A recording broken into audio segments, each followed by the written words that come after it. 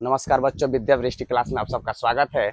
आज हम लोग शुरू करने वाले हैं क्लास 10th का सोशल साइंस, सामाजिक विज्ञान हम लोग शुरू करने वाले हैं। और इसका जितना भी ऑब्जेक्टिव वीवीआई क्वेश्चन होगा हम लोग कम से कम 1000 प्लस, कितना बाबू, 1000 प्लस वीवीआई ऑब्जेक्टिव क्वेश्चन करेंगे। इतिहास, नागरिक, भूगोल, अर्थशास्त्र, आपदा, हर टॉपिक से हमारा इसमें जितना भी वीवीआई क्वेश्चन होगा सारा का सारा क्वेश्चन कहाँ मिलेगा आपको, विद्या वृष्टि क्लास के चैनल पे। और जितना भी क्वेश्चन होगा, हमारा मिशन क्या है, 2027। तो जो हमारा मिशन है 2027, उस मिशन को हम लोग क्या करने वाले हैं, पूरा करने वाले हैं। और इस 1000 प्लस वीवीआई क्वेश्चन से 40 में 40 ऑब्जेक्टिव हम लोग सही मारेंगे। कितना मारेंगे बाबू, 40 में 40 ऑब्जेक्टिव सही मारेंगे। तो शुरू करते हैं हम लोग। तो हमारा पहला क्वेश्चन है, भारत में कहाँ महिलाओं के लिए आरक्षण की व्यवस्था है। तो भारत में कहाँ महिलाओं के लिए आरक्षण की व्यवस्था है, लोकसभा में, विधानसभा में, पंचायती राज व्यवस्था में या मंत्रिमंडल में, कहाँ होगा बाबू। तो भारत में महिलाओं के लिए अगर आरक्षण का बात होगा तो आंसर हमारा क्या हो जाएगा, सी। क्या हो जाएगा बाबू, सी। तो जो पंचायती राज व्यवस्था है उसमें महिलाओं के लिए क्या है, आरक्षण व्यवस्था है।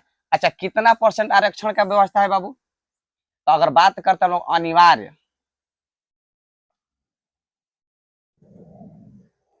अनिवार्य आरक्षण 33%, कितना परसेंट, 33%। जबकि अलग अलग राज्य इस आरक्षण को बढ़ा भी सकता है। तो अगर बात होगा बिहार में पंचायती राज व्यवस्था के तहत महिलाओं को कितना % आरक्षण मिला है, तो बिहार में महिलाओं को जो आरक्षण मिला है पंचायती राज व्यवस्था के तहत, तो 50%। कितना बाबू, 50%। तो बिहार में पंचायती राज व्यवस्था के तहत महिलाओं को कितना आरक्षण मिला है, 50%। मतलब जितना मुखिया जी होगा उतना हमारे बिहार में क्या होंगी, मुखियाइन जी होगी। क्या होगी, मुखियाइन जी। तो 50% आरक्षण है हमारे पंचायती राज व्यवस्था में। ये था हमारा पहला क्वेश्चन कि महिलाओं के लिए आरक्षण की व्यवस्था क्या है जी, तो पंचायती राज व्यवस्था में। अच्छा, लोकसभा, ऐसे ही बताओ आप लोग कि बिहार में लोकसभा कुल कितना सीट निर्धारित है, तो 40। कितना बाबू, तो बिहार में लोकसभा कुल कितना सीट है, 40 सीट है। आते हम लोग अगले क्वेश्चन पे। कह रहा है कि व्यवसायिकीय बैंकों का राष्ट्रीयकरण कब किया गया था। बताओ आप लोग कि व्यवसायिकीय बैंकों का राष्ट्रीयकरण कब किया गया था। हमारा ऑप्शन है 1965, 1969, 1975 और 1980। कब होगा बाबू, इसका आंसर होगा 1969। 1969 में व्यवसायिक बैंक को क्या हुआ था, राष्ट्रीयकरण हुआ था। अच्छा, इसमें 14 बैंक, क्या बाबू, जो राष्ट्रीयकरण हुआ था कितने बैंकों का हुआ था, तो 14 बैंक का राष्ट्रीयकरण हुआ था। तो व्यवसायिक बैंक का राष्ट्रीयकरण कब हुआ था, 1969 में। और पूछेगा कि लगभग कितना बैंक, तो 14 बैंक का राष्ट्रीयकरण हुआ था। कितना हुआ था, 14 बैंकों का राष्ट्रीयकरण हुआ था। अच्छा, अगर डेट पूछेगा तो हो जाएगा डेट 19 जुलाई। क्या बाबू, 19 जुलाई 1969 में जो राष्ट्रीय क्या हुआ था, इनका राष्ट्रीयकरण हुआ था। कितना बैंकों का बाबू, 14। तो पूछेगा कि व्यवसायिक बैंकों का राष्ट्रीयकरण कब किया गया था, तो 1969 में। कब किया गया था बाबू, 1969 में, याद रखिएगा। आते हम लोग अगले क्वेश्चन पे। हमारा अगला क्वेश्चन है, वर्तमान में भारत में कितने केंद्र शासित प्रदेश हैं। तो कितने केंद्र शासित प्रदेश है बाबू, 8। कितने हैं केंद्र, तो 8 केंद्र शासित प्रदेश है। अच्छा, जितना भी 1000 जो वीवीआई आपको क्वेश्चन जो मिलेगा उसमें बहुत सारा जो क्वेश्चन होगा जो बिहार बोर्ड द्वारा पूछा गया क्वेश्चन है। तो बिहार बोर्ड द्वारा पूछा गया क्वेश्चन तो ऐसे ही वीवीआई हो जाएगा। और इससे संबंधित बहुत सारा हम लोग एक्स्ट्रा क्वेश्चन करेंगे, इसमें क्वेश्चन है। तो जितना भी क्वेश्चन होगा बिहार बोर्ड के दृष्टिकोण से एकदम वीवीआई क्वेश्चन है, इसमें कोई सोचने वाली बात नहीं है। आप लोग आराम से एक एक करके इसको अच्छे से नोट करते चले जाइएगा, इसको जो एक्स्ट्रा बता रहे हैं उसको लिखते चले जाइएगा। तो आपका सारा ऑब्जेक्टिव क्या हो जाएगा, यहीं पर खत्म हो जाएगा, कहीं और पढ़ने की कोई जरूरत नहीं पड़ेगी। तो आते हम लोग अगले क्वेश्चन में।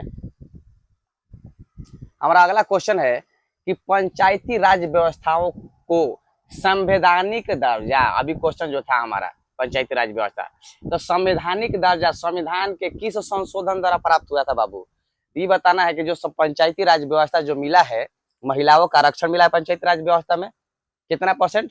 33% अनिवार्य है, और राज्य उसको बढ़ा भी सकता है। तो बिहार में 50% हम लोग देखें। ये बताओ कि संविधान के किस संशोधन द्वारा, संविधान के किस संशोधन द्वारा इसको संवैधानिक दर्जा प्राप्त हुआ? तो 72वां, 73वां, 74वां या 75वां? तो इसका ऑप्शन क्या होगा? देखते हैं कितने लोग कमेंट में सबसे पहले इसका आंसर देते हैं।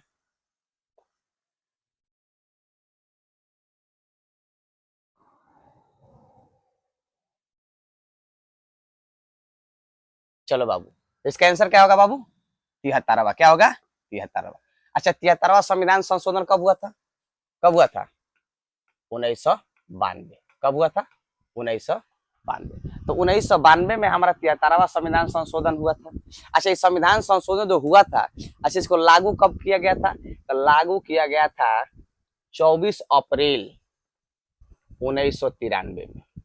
ये हमारा संवैधानिक जो संसद था, संसद के द्वारा इसको 73वां संविधान संशोधन 1992 में पारित कर दिया गया। और इसको लागू कब किया गया? जब लागू पूछेगा तो 24 अप्रैल 1983। तो 24 अप्रैल 1993 में कब किया गया था बाबू? 24 अप्रैल 1993 में। 73वां संविधान संशोधन कब हुआ था? 1992 में। और यही संविधान संशोधन के द्वारा पंचायती राज व्यवस्था को क्या मिला था? संवैधानिक दर्जा। अच्छा, 74वां जो हमारा जो है, जो 74वां संविधान संशोधन, यह भी हुआ था 1992 में ही। कब हुआ था? 1992 में हुआ था। अच्छा, 74वां जो संविधान संशोधन है बाबू, 74वां संविधान संशोधन के द्वारा क्या हुआ था? तो 74वां संविधान संशोधन के द्वारा जो पंचायती राज 73वां के तहत हुआ था, और 74वां के तहत हमारा हुआ था नगर पालिका।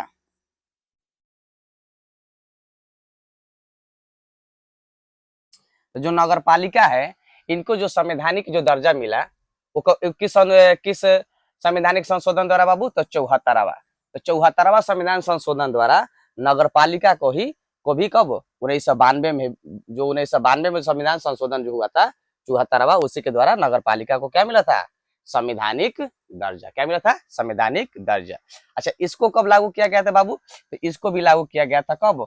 1993 में ही। कब किया गया था? 1993 में इसको क्या कर दिया था? लागू कर दिया गया था। और जबकि संवैधानिक दर्जा की बात करेगा तो नगर पालिका कौन सा? 74वां। और पंचायती राज व्यवस्था का बाबू? यह 73वां। इस क्वेश्चन का जो आंसर होगा पंचायती राज व्यवस्था होगा, ऑप्शन नंबर बी। लेकिन अगर बात करते हैं जो 74वां संविधान संशोधन है, तो इसके तहत नगर पालिका को मिला था क्या जी? संवैधानिक राज का दर्जा मिला था। क्या मिला था? संवैधानिक राज का दर्जा मिला था।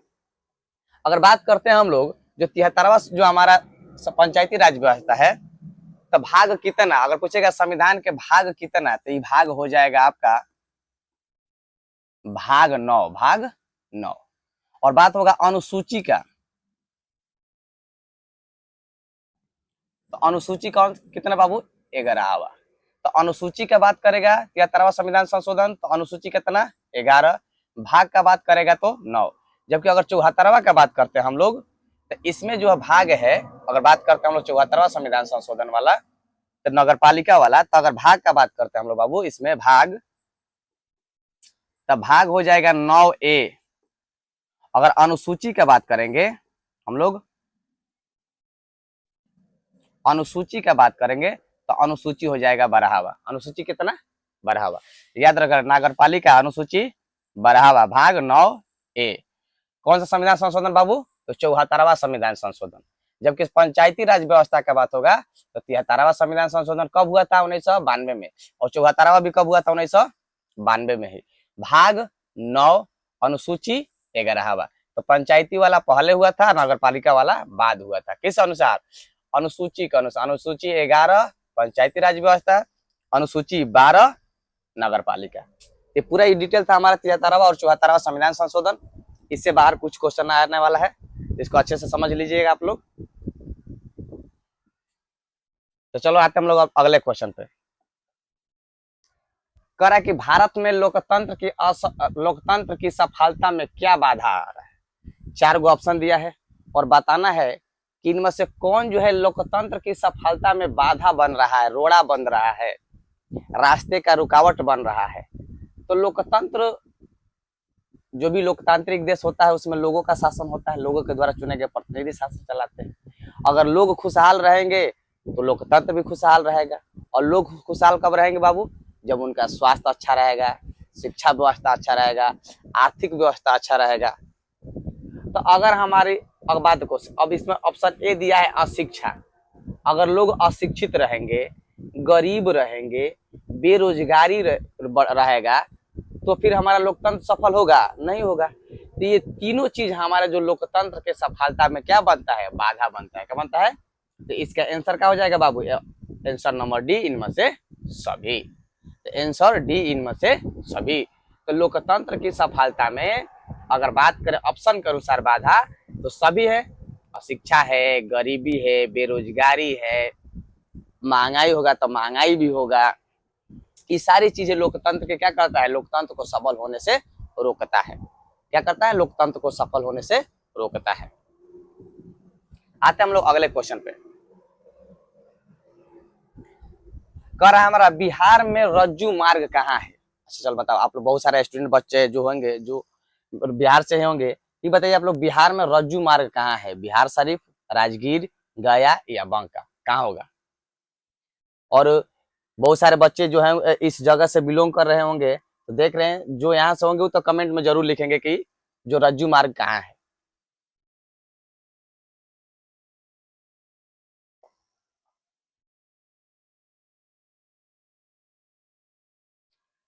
चलो देखो, तो इसका आंसर क्या होगा बाबू? राजगीर। तो रज्जू मार्ग कहाँ स्थित है? राजगीर में। तो राजगीर में आप जब जाइएगा तो वहां बिहार में एक मार्ग है, उसका क्या नाम है? रज्जू मार्ग। क्या नाम है उसका? रज्जू मार्ग। ये क्वेश्चन पूछा हुआ क्वेश्चन है। अगला क्वेश्चन है, सासाराम नगर का विकास कब हुआ था? जो सासाराम नगर आप देख रहे हैं, सासा नगर, भभुआ, मोहनिया, जो ये सब क्षेत्र है, तो वही जो सासाराम है, तो उसका विकास कब हुआ था?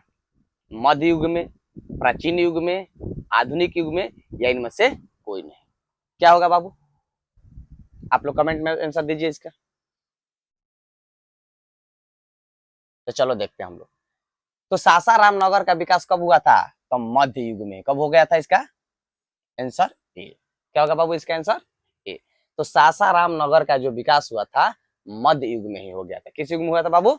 मध्य युग में ही हुआ था।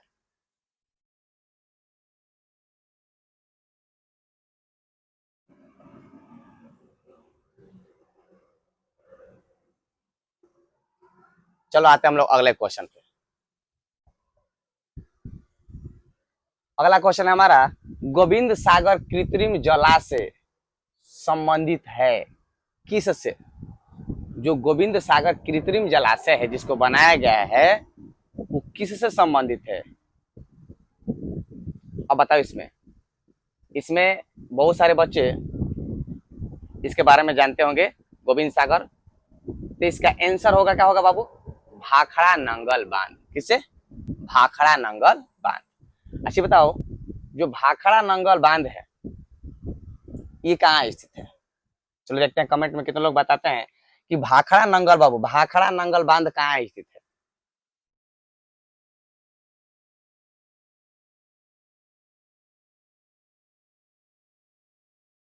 तो आपका भाखड़ा नंगल बांध कहाँ हो जाएगा बाबू? हिमाचल में। कहाँ? हिमाचल। अच्छा, अगर पूछेगा कि भाखड़ा नंगल बांध किस नदी पे है, अगर नदी के बाद तो सतलज।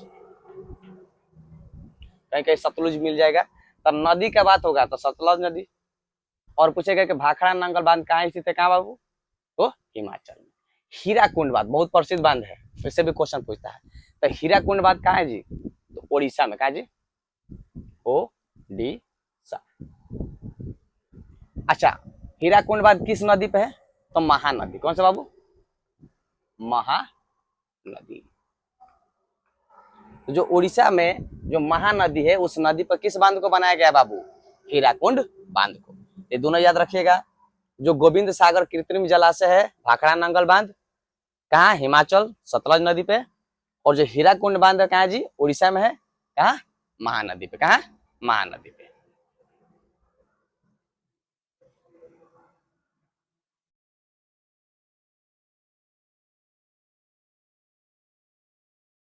चलो आते हम लोग अगले क्वेश्चन पे। तो हमारा अगला क्वेश्चन है, सर्वाधिक भूस्खलन प्रवण राज्य है, तो सबसे ज्यादा भूस्खलन किस राज्य में होता है? मध्य प्रदेश, झारखंड, उड़ीसा, उत्तराखंड। तो अभी प्रेजेंट में भी बारिश का मौसम है और आप लोग देख रहे हैं कि उत्तराखंड में पूरा उत्तराखंड क्या है, तबाह है। तो सबसे ज्यादा जो भूस्खलन का बात होता है क्या होता है बाबू? उत्तराखंड। क्या जी? उत्तराखंड। तो सर्वाधिक सबसे ज्यादा भूस्खलन क्या होता है जी? उत्तराखंड में। इस ऑप्शन का आंसर क्या हो जाएगा? उत्तराखंड। आते हम लोग अगले क्वेश्चन। करा कि 1871 में कौन सी संधि हुई थी? इतिहास का जो पहला चैप्टर है उसी में इसको देखने को मिलेगा आपको। बताओ बाबू, 1871 में कौन सी संधि हुआ था? 1871 में कौन संधि हुआ था? फ्रैंकफर्ट की संधि। कौन संधि हुआ था बाबू? फ्रैंकफर्ट की संधि। अच्छा बताओ, फ्रैंकफर्ट की संधि जो 1871 में हुआ था, कब हुआ था बाबू? तो 10 मई। कब? 10 मई 1871 में। अच्छा, फ्रैंकफर्ट की संधि किसके किसके बीच हुआ था? तो फ्रैंकफर्ट की संधि का अगर बात करते हैं हम लोग, तो फ्रांस और प्रसा। इसको हम लोग, प्रसा कहाँ है? जर्मनी का क्षेत्र है ना, क्वेश्चन आप लोग जर्मनी। तो फ्रांस और जो प्रसा, जर्मनी का क्षेत्र प्रसा था, उनके बीच एक 10 मई 1871 में क्या हुआ था जी? फ्रैंकफर्ट की संधि हुआ था। क्या हुआ था? अच्छा, इसी संधि के बाद जर्मनी और इटली दोनों का लगभग एकीकरण क्या हो गया था? पूर्ण हो गया था इस संधि के बाद। अच्छा, ऑप्शन नंबर जो सी है, वियना कांग्रेस। ये बताओ, वियना कांग्रेस कब हुआ था? वियना कांग्रेस कब हुआ था जी? 1815 में। अच्छा, वियना कांग्रेस का मेजबानी कौन किया था? तो ऑस्ट्रिया के चांसलर मेटरनिक। ये एक चैप्टर से संबंधित है। तो ऑस्ट्रिया के चांसलर जो मेटरनिक था, 1815 में क्या किया था जी? वियना कांग्रेस किया था। अच्छा, किसके पतन के बाद? तो जो जब नेपोलियन का पतन हो गया 1814 में, उसके बाद वियना कांग्रेस किया ऑस्ट्रिया का चांसलर मेटरनिक। तो वियना कांग्रेस से याद रखिएगा। जबकि 1871 में जो संधि हुआ था, कौन सा संधि हुआ था बाबू?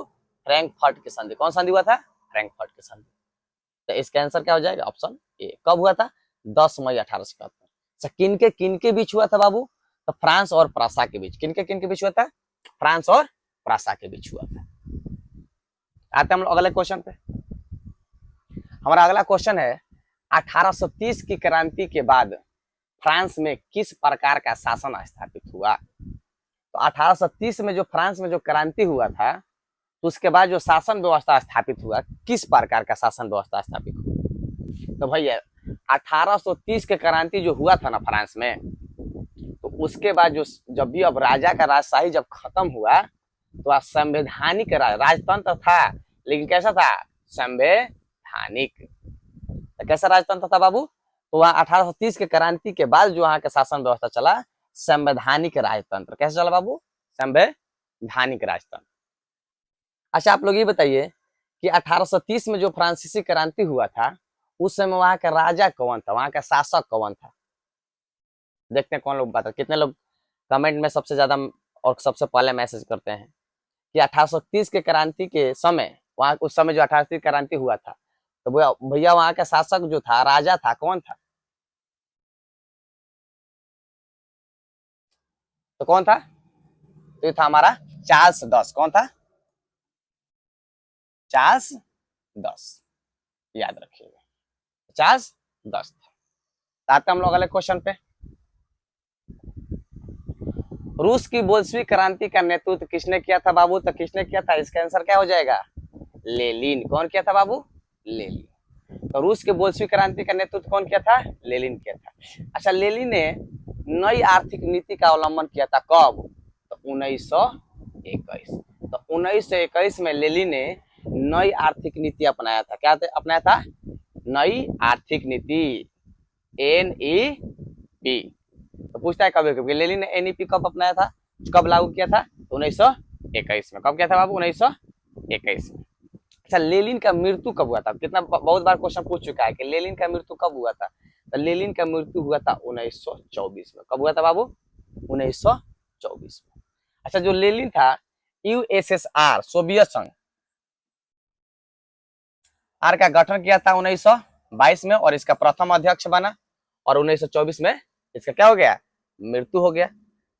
तो यूएसएसआर का जो प्रथम अगर अध्यक्ष की बात करेगा, प्रथम अध्यक्ष कौन था, तो कौन था, लेनिन था। तो लेनिन ने नई आर्थिक नीति एनईपी कब लागू किया था, 1921 में। लेनिन का अगर मृत्यु की बात करते हैं हम लोग, तो मृत्यु कब हुआ था बाबू, तो 1924 में।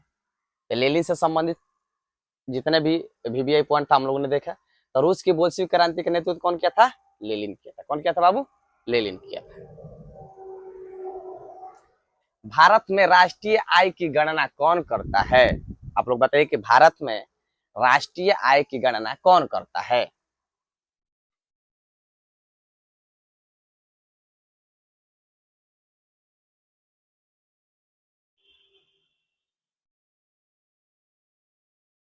तो भारत में राष्ट्रीय आय की गणना की बात करते हैं तो हम लोग क्या हो जाएगा, केंद्रीय सांख्यिकी संगठन। क्या बाबू, केंद्रीय सांख्यिकी संगठन।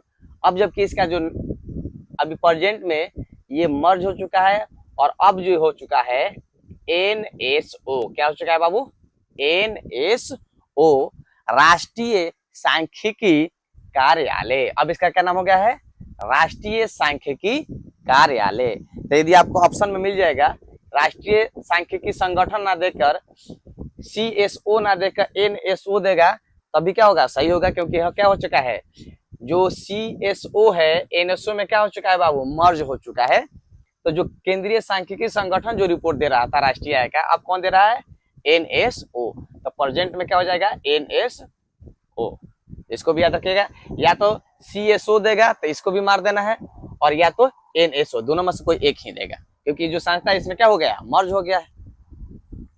अब आते हम लोग अगले क्वेश्चन पे। आर्थिक क्रियाओं का क्या उद्देश्य है।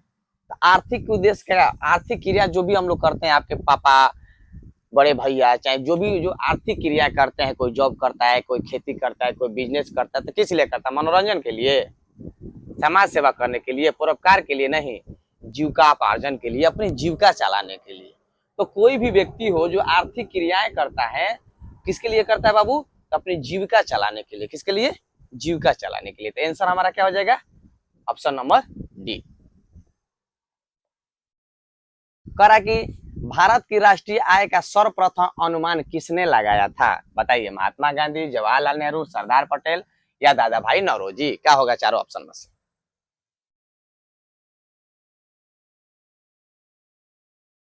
तो इसका आंसर हो जाएगा ऑप्शन नंबर डी। क्या होगा बाबू, ऑप्शन नंबर डी। अच्छा, दादा भाई नौरोजी जो थे, जो राष्ट्रीय आय का जो प्रथम अनुमान लगाए थे, कब लगाए थे, 1867-68 में। कब लगाए थे बाबू, 1867-68 में इसका क्या लगाए थे, अनुमान लगाए थे दादा भाई नौरोजी। अच्छा, प्रति व्यक्ति आय 20 रुपया बताए थे। प्रति व्यक्ति वार्षिक आय माने एक साल का एक व्यक्ति का आय कितना था उस समय, 20 रुपया। कितना था बाबू, 20 रुपया। तो पूछ देगा कि प्रथम राष्ट्रीय आय का जो अनुमान लगाया गया था उसमें प्रति व्यक्ति वार्षिक आय कितना था, तो 20 रुपया। कितना, 20 रुपया, याद रखिएगा। कौन ऐसा सबसे पहले कौन गणना किए थे, अनुमान लगाए थे, तो दादा भाई नौरोजी। कब, 1867-68 में। कब बाबू, 1867-68 में।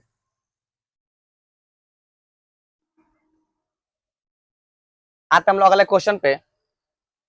अब देखते हैं हम लोग अगला क्वेश्चन हमारा। अगला क्वेश्चन हमारा, दीर्घकालीन ऋण प्रदान करने वाला संस्था कौन है, लंबा समय तक 10-15 वर्ष तक ऋण कौन देता है, तो कौन देता है, भूमि विकास बैंक। कौन बाबू, भूमि विकास बैंक। बिहार में प्राय कैसी मिट्टी पाई जाती है, तो बिहार में अगर मिट्टी की बात करते हैं तो सबसे ज्यादा बिहार में अक्सर मिट्टी देखने को आपको कौन सा मिलेगा बाबू, जलोढ़ मिट्टी। कौन मिट्टी, जलोढ़ मिट्टी। अगला क्वेश्चन है कि आयुर्वेद का जनक किसे कहा जाता है, बताओ, आयुर्वेद का जनक कौन है बाबू। तो जो आयुर्वेद है इसका जनक कौन है बाबू, इसका जनक है चरक। तो ऑप्शन नंबर हमारा बी। तो अच्छा ये बताओ, पतंजलि, जो पतंजलि थे उन्होंने क्या किया था, ये इनको योग का जनक, जो योगा है पतंजलि, आप लोग देखें पतंजलि इतना बड़ा जो कंपनी है जिसका रामदेव बाबा प्रचार करते हैं, रामदेव बाबा उसमें शामिल हैं, तो उस कंपनी का जो नाम रखा गया पतंजलि ना, चूंकि रामदेव बाबा क्या कराते हैं, योगा कराते हैं, तो पतंजलि क्या थे जी, योगा के जनक।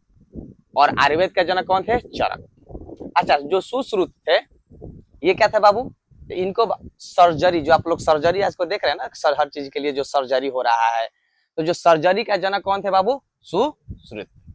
तो सर्जरी का जनक कौन थे, सुश्रुत। तो आयुर्वेद का जनक चरक, पतंजलि की बात किया जाए तो योग का, और जो सुश्रुत का बात किया जाए तो किसका, सर्जरी का।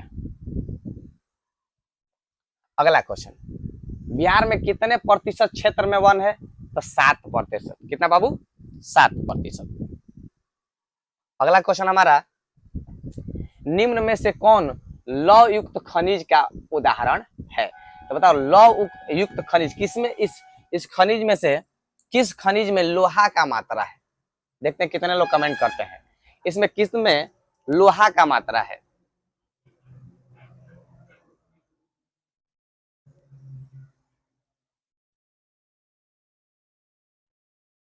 तो चलो, तो इसका आंसर क्या हो जाएगा बाबू, ए, मैग्नेटाइट। क्या जी, मैग्नेटाइट।